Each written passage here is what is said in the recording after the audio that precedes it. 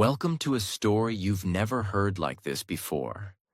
A story that began thousands of years ago, before there were pumpkins, costumes, candy, or haunted houses. Before Halloween was even called Halloween.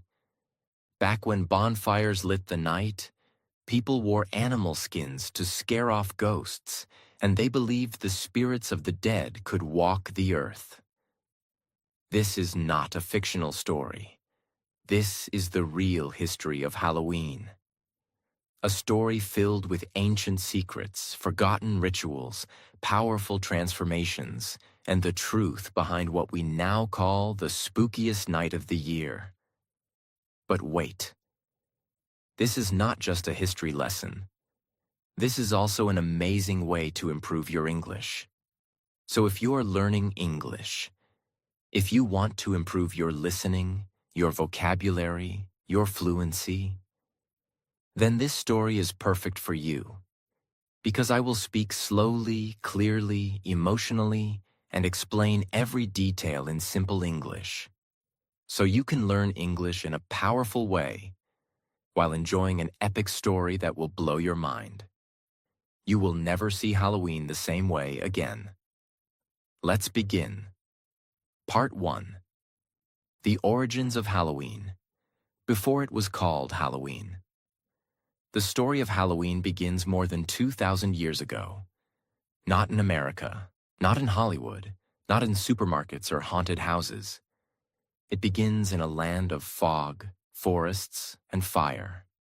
It begins in ancient Celtic lands, in what is now known as Ireland, Scotland, Wales, and parts of northern France.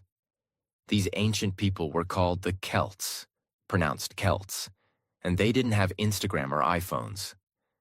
They had the earth, the sky, the wind, the moon, and a deep belief in nature and the spirit world. To the Celts, life was full of magic, mystery, and fear. And the most powerful day of the year was October 31st, the night of the festival called Samhain, pronounced Samhain. What was Samhain? Samhain was the Celtic New Year's Eve, the final day of the year. Because for them, the new year didn't start in January. It began in November with the dark, cold winter. So October 31st marked the end of the harvest season and the beginning of the season of death. But here's the powerful part. The Celts believed that on this one night, the night of Samhain, the veil between the living and the dead disappeared. They believed the spirit world opened, and ghosts, ancestors, and dark forces could walk among the living. It was the most dangerous and most magical night of the year. Why were they so afraid? Because they believed that spirits would come back to visit their homes, bring messages from the other world, or cause harm, sickness, and trouble.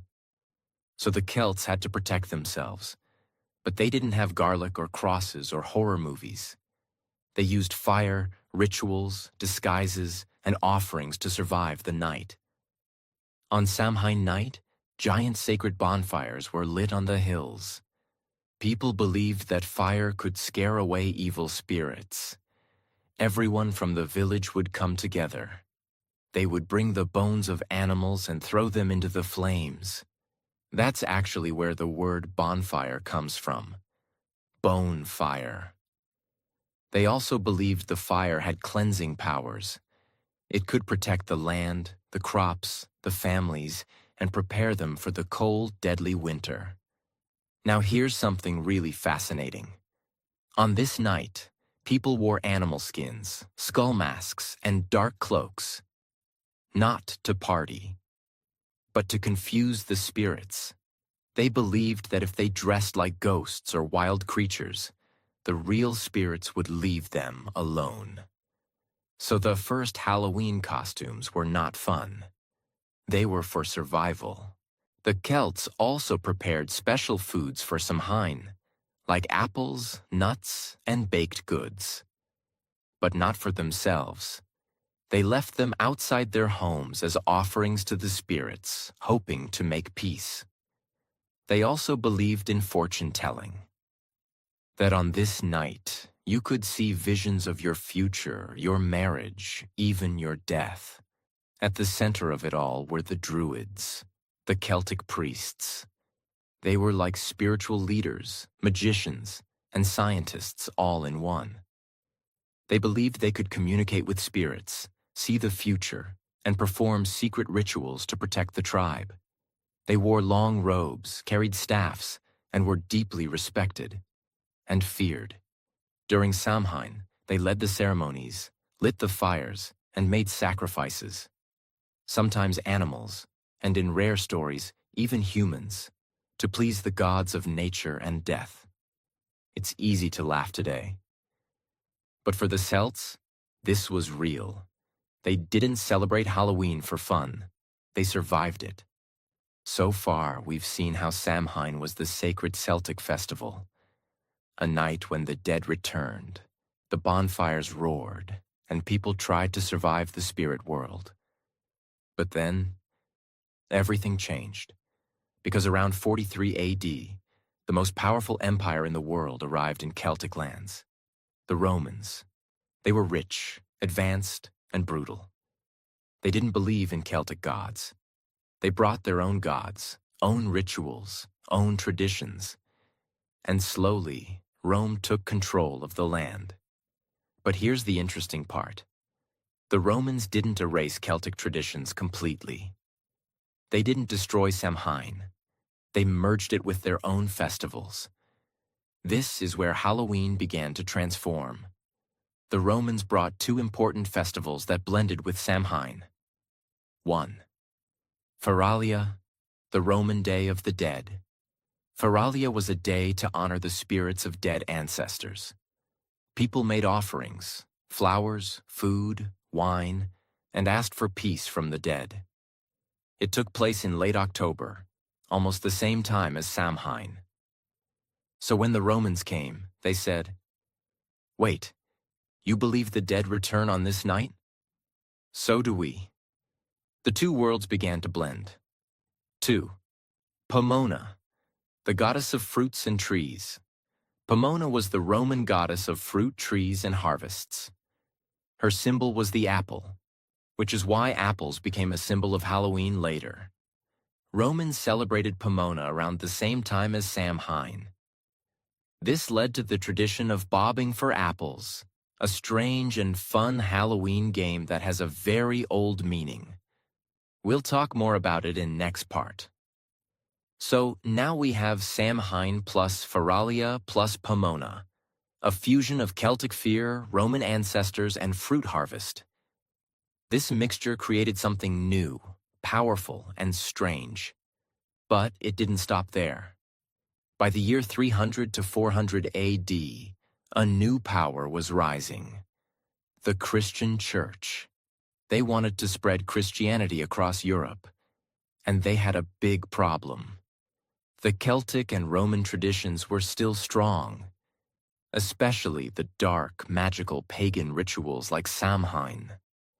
The Church called these practices pagan, which means non-Christian, nature-based, spiritual, or magical. So what did they do? They didn't just cancel Samhain. They tried something smarter. They rebranded it. They changed its name, changed its meaning, changed its purpose. They took the same date, October 31st, and gave it new Christian meaning.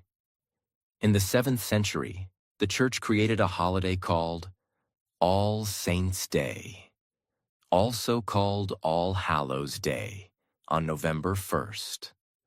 This was a day to honor saints and holy people, those who had lived pure, godly lives. Then they added another day right after that, All Souls' Day, on November 2nd.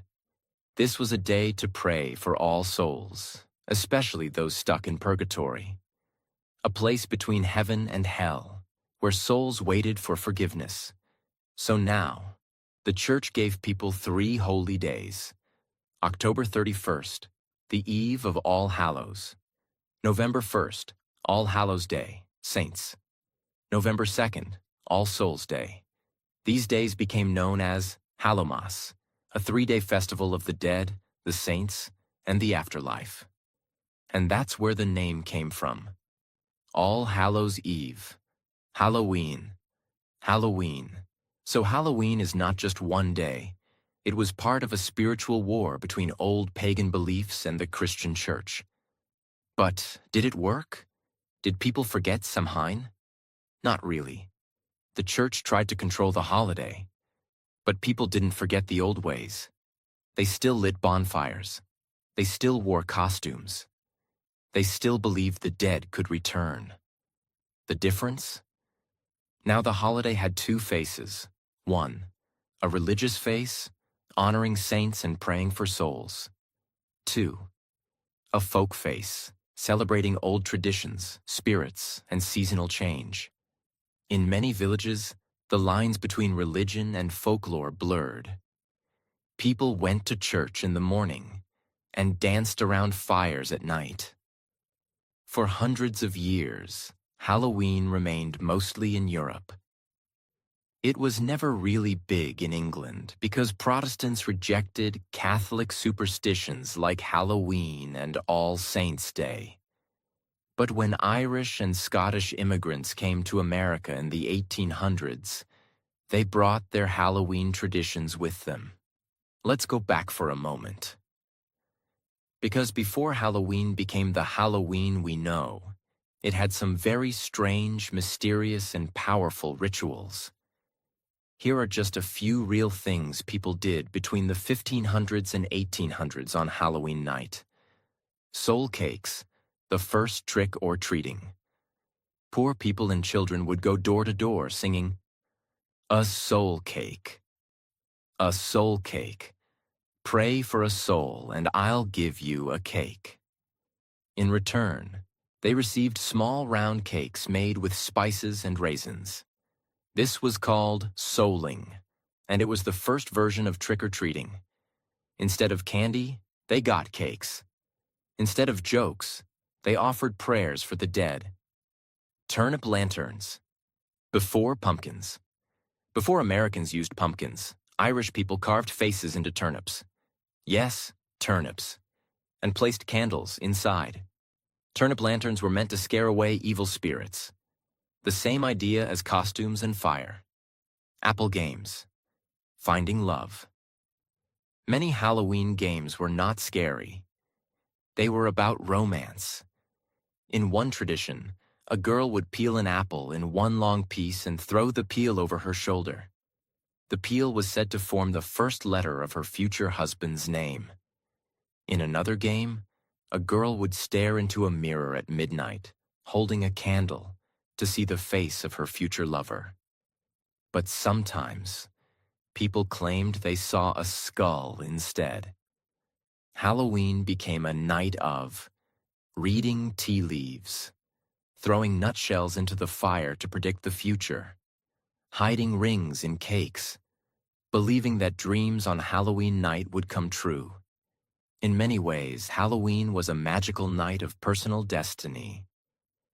You've learned how Halloween survived the Roman invasion, mixed with Roman festivals like Feralia and Pomona, got transformed by the Christian Church into All Hallows Eve, gained its modern name, Halloween, spread through Europe with strange and beautiful rituals, crossed the ocean through immigrants to America, where everything would change. And now, something big is coming. Part 2. Halloween comes to America, and everything changes. Imagine this. A dark winter in Ireland. The skies are gray, the crops are dying, and thousands of families are suffering. This was the time of the Great Irish Potato Famine, one of the worst disasters in Irish history. Potatoes were the main food for poor families. But disease destroyed the potato crops, and people began to starve. Over 1 million people died, and more than 2 million Irish people left their homes. They crossed the ocean to find a better life in America, and they brought something very special with them. Halloween. When Irish immigrants arrived in New York, Boston, and other cities, they didn't forget their spirit stories, their bonfires, their ghost beliefs, or their Samhain roots.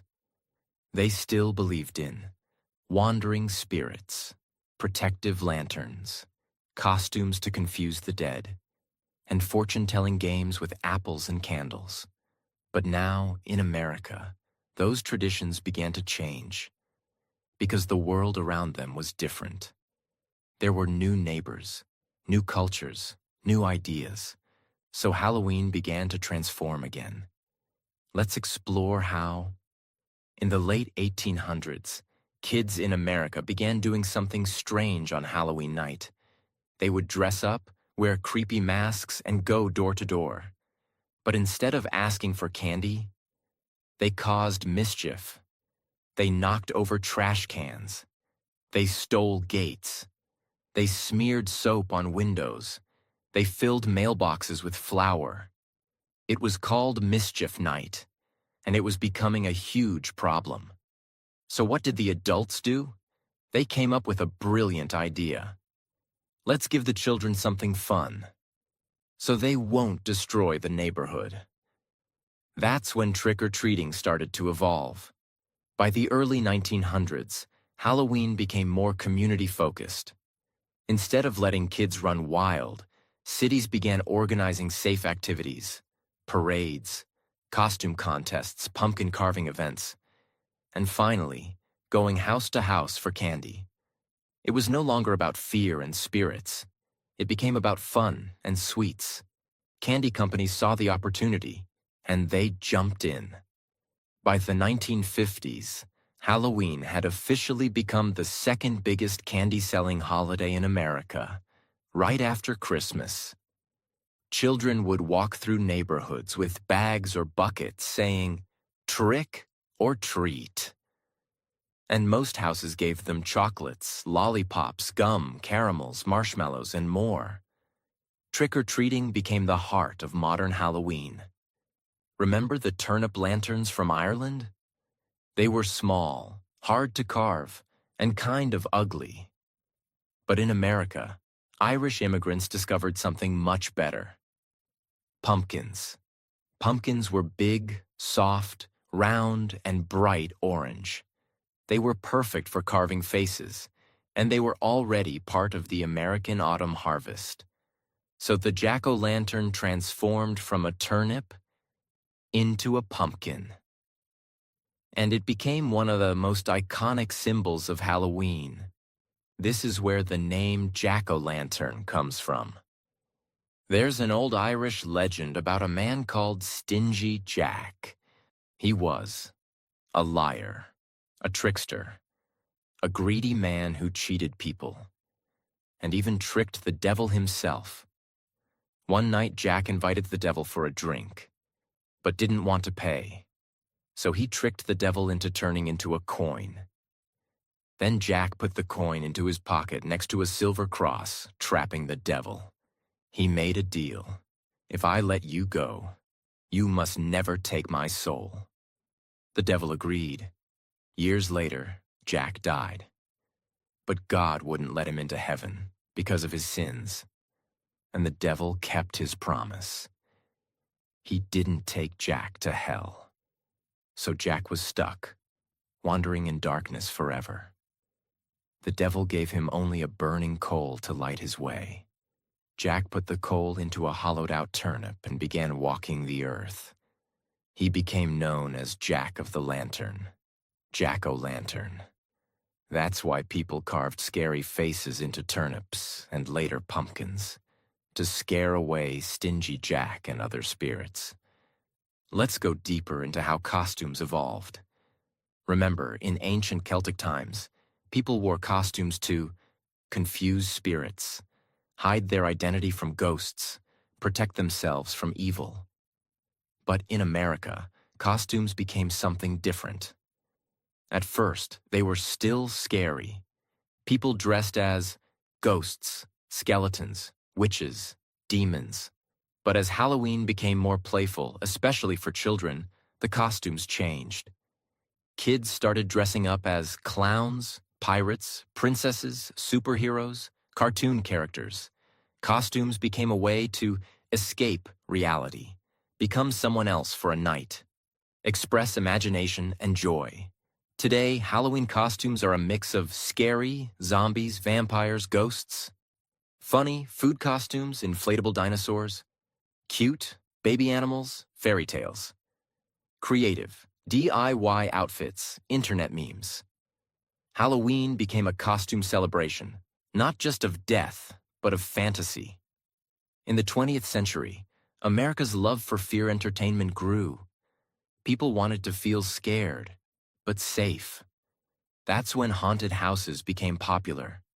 Dark hallways, creepy sounds, people jumping out in masks, fake blood and spiders and smoke machines.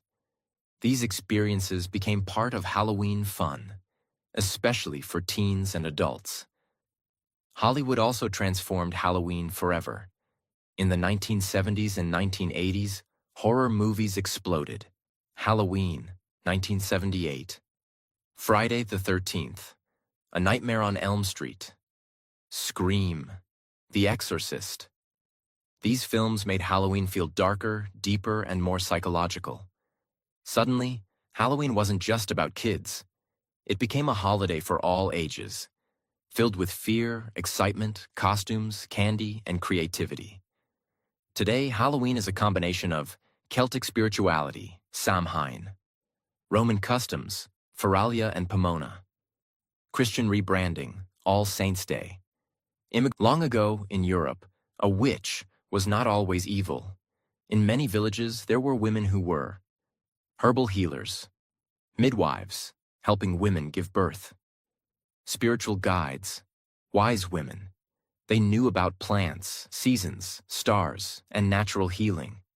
People trusted them, but as organized religion grew stronger, especially the church, these women were seen as a threat. They were called witches and accused of talking to the devil, casting curses, flying on brooms, eating children, not true, turning into animals, controlling weather. Fear spread like wildfire. Between the 1400s and 1700s, thousands of women, and some men, were tortured and killed in witch hunts across Europe and America. One of the most famous was the Salem witch trials in Massachusetts, USA in 1692. Here's what happened. Young girls started acting strangely, screaming, fainting, convulsing. They blamed local women, saying they were bewitched. Panic spread. The courts believed the girls. 20 people were executed, 19 hanged, 1 crushed by stones. Hundreds were jailed. The fear was so strong, evidence didn't matter. Just being accused was dangerous. This might surprise you. In old European legends, witches were said to fly through the sky on brooms during Halloween, or Walpurgisnacht, a similar night in spring. Why brooms? Because brooms were a common household tool, and they were symbolic. Witches were women of the home. Brooms represented domestic life. But when used for magic, they became rebellious and powerful. Some stories even claimed witches used potions and hallucinogenic herbs that made them feel like they were flying. And the broom became a symbol of female power and fear. Today, many Halloween decorations include black cats with glowing eyes. But in the Middle Ages, black cats were seen as companions of witches, bad omens, spies for the devil. Some believed that witches could transform into cats to escape capture. Others thought that if a black cat crossed your path, it would bring bad luck. A belief still common in many countries today. Ironically, in ancient Egypt, black cats were considered sacred and lucky. But in Europe, fear turned them into symbols of evil. Even today, animal shelters report fewer black cat adoptions around Halloween because of lingering superstitions. Why do we dress up as vampires with bloody fangs? Werewolves howling at the moon?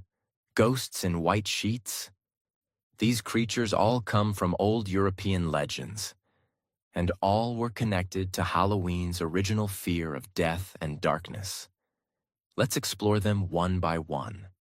Vampires, born from Eastern European stories, said to rise from the grave and drink blood to survive, associated with disease, especially tuberculosis and the plague, often feared because bodies in the ground looked undead when exhumed.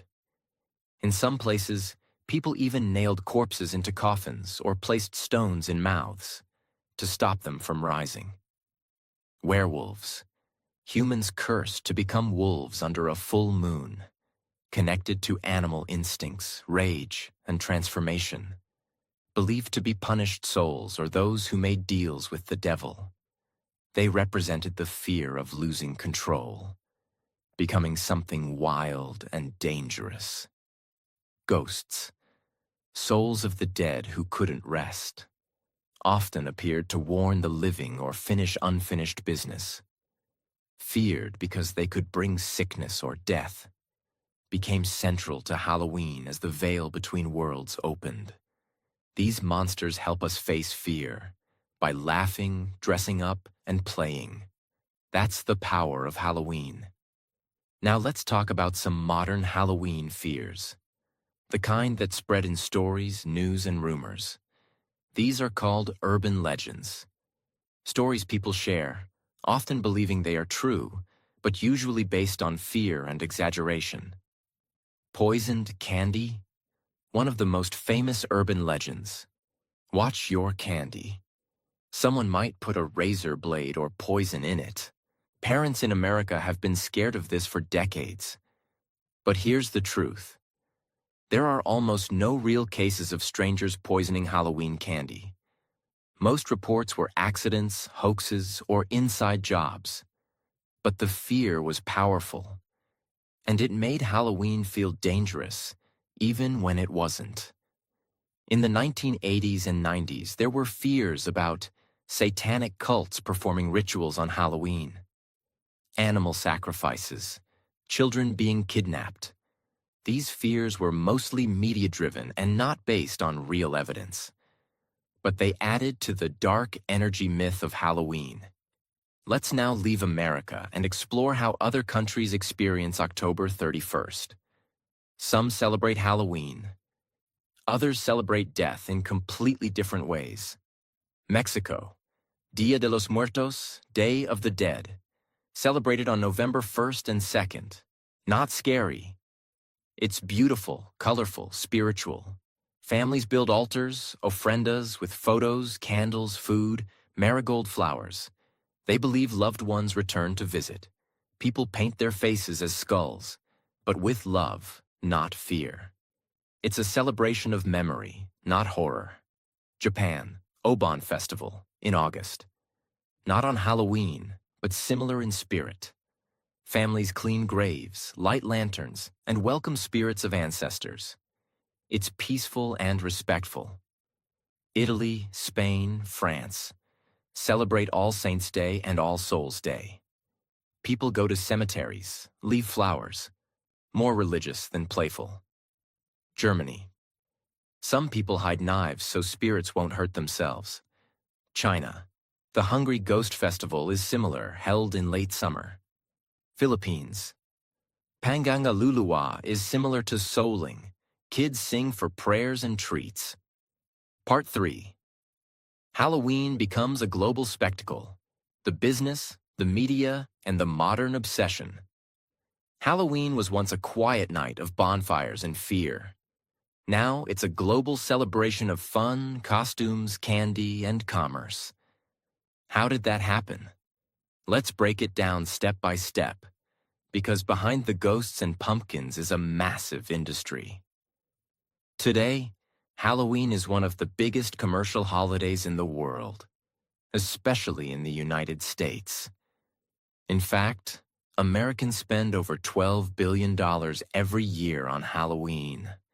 That's more than what's spent on Valentine's Day. It's the number 2 biggest shopping holiday after Christmas. Where does all that money go? Let's see. Costumes. $3 to $4 billion. For kids, adults, and even pets. Yes, more than 25% of Americans buy costumes for their dogs or cats. Top costumes include kids, princess, superhero, witch, vampire, ghost. Adults, pirate, movie characters, historical icons, funny memes. Pets, pumpkins, lions, spiders, tacos, dinosaurs. Costume trends change every year based on popular movies, social media trends, viral videos, political satire. It's a mix of tradition and trend, and it fuels the fashion side of Halloween. 2. Candy, $3 billion. Over 600 million pounds of candy are bought just for Halloween. The most popular candies in the U.S., Reese's Peanut Butter Cups, M&M's, Snickers, Skittles, candy corn, a love-it-or-hate-it classic. Fun fact, Americans eat more sugar in the week of Halloween than any other time of year. 3. Decorations, $3 billion. People now decorate their homes like it's Christmas for the dead. Giant inflatable pumpkins and spiders, fake tombstones, skeletons on the roof, cobwebs on the windows, talking witches and motion-activated zombies. Homeowners now spend nearly as much on Halloween lights and displays as they do during the winter holidays. Some even compete in neighborhood scariest house awards. Haunted attractions, $500+ million.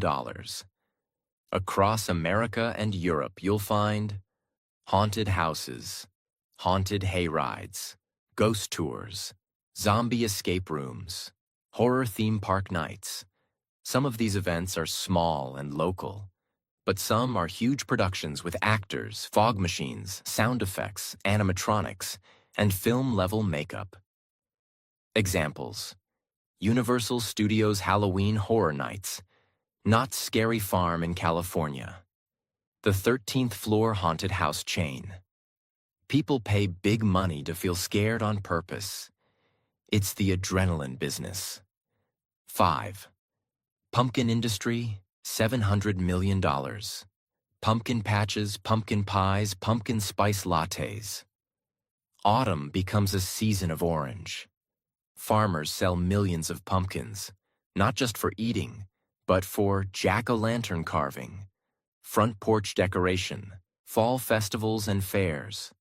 There are even pumpkin carving competitions on TV. People spend so much on Halloween because Halloween offers something no other holiday does. No pressure to buy gifts, no religious rules, no family obligation. It's about freedom, expression, and temporary transformation. You can be someone else for a night. Dress up without judgment. Laugh at fear. Celebrate darkness with joy. Share a common thrill with strangers. It's playful rebellion, and people love it. You now know everything about Halloween, from fire to fun, from fear to freedom. But this is just the beginning of a bigger truth. Every tradition you explore makes your mind wider, your spirit deeper, and your English stronger. So whether you celebrate Halloween or not, whether you light a pumpkin or just listen in your room, know this: you are part of the story now, and stories never die. Don't forget, subscribe if this story moved you. Comment your favorite part, rewatch for listening practice, and share this with someone who still thinks Halloween is just a costume day. Thank you for listening. Thank you for learning. And thank you for growing. Happy Halloween.